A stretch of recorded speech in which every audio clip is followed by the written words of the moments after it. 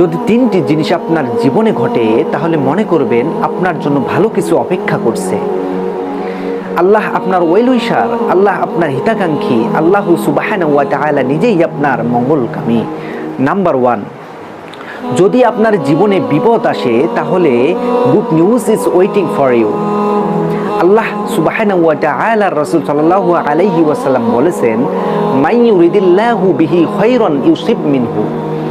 আল্লাহ যার মঙ্গল চান তাকেই তিনি বিপদে ফেলেন। নাম্বার 2, যদি আপনি একজন প্র্যাকটিসিং মুসলিম হন, আপনার যদি ইসলামিক জ্ঞান থাকে এবং আপনার সন্তানদের থাকে, তাহলে মনে করবেন আপনার জন্য, আপনার সন্তানদের জন্য ভালো কিছু অপেক্ষা করছে।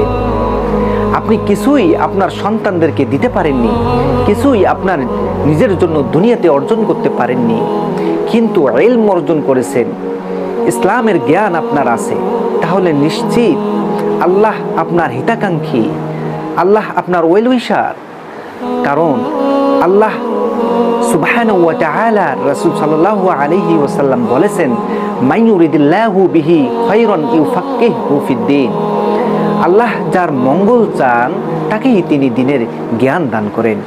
নাম্বার 3, যদি আপনি ইসলাম পেয়ে থাকেন তাহলে দুনিয়ার আর কিছুই না পেলেও নিশ্চিত আপনি কল্যাণের পথে আছেন, আল্লাহ আপনার হিতাকাঙ্ক্ষী।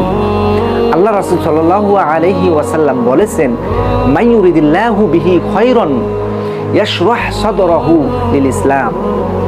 আল্লাহ যার মঙ্গল চান সেই ইসলাম বুঝতে পারে, তার জন্যই তিনি তার অন্তরকে ইসলামের জন্য খুলে দেন, যেই বান্দার কল্যাণ তিনি কামনা করেন।